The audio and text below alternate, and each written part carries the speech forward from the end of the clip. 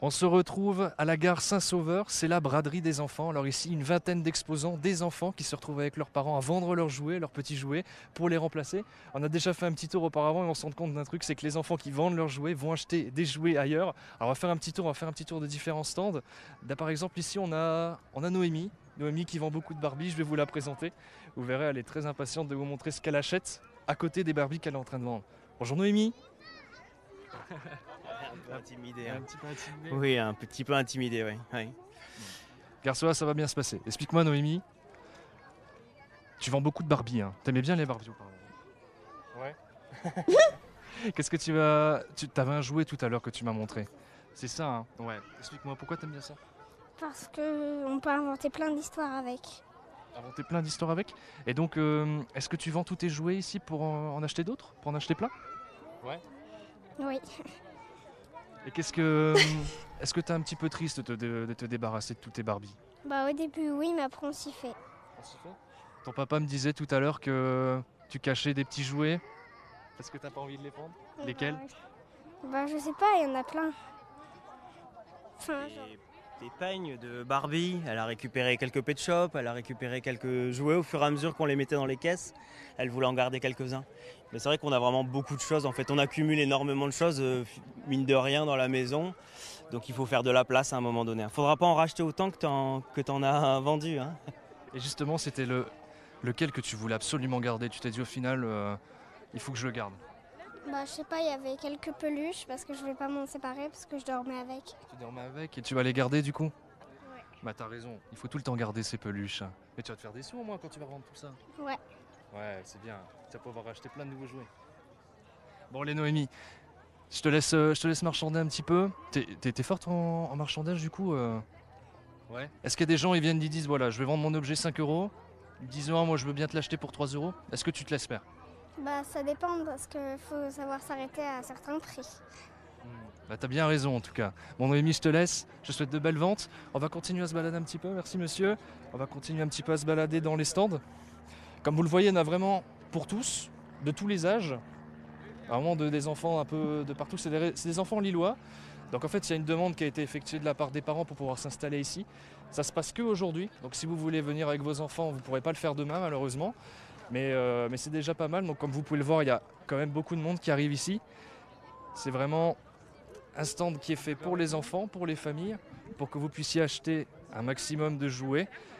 On va retrouver... Alors... Ah, j'ai trouvé Mini.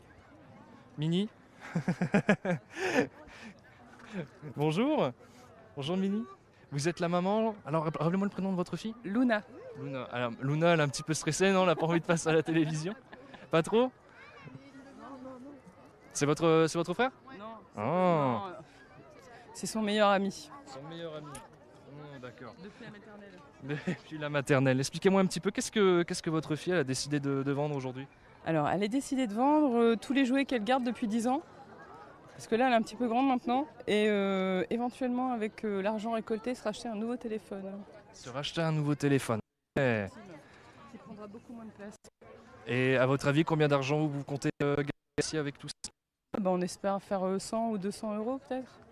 Il y a moyen? Est-ce que les prix, au niveau des prix, justement, ça part de combien? Ça va de 10 centimes à 50 euros. 10 centimes à 50 euros. Expliquez-moi un petit peu, c'est quoi les produits, justement, les jouets que vous vendez? Alors, il y a l'inégalable Barbie, bien sûr, habillée, hein, c'est mieux. Avec Ken et ses petites cousines. On a des peluches faites par les grands-mères.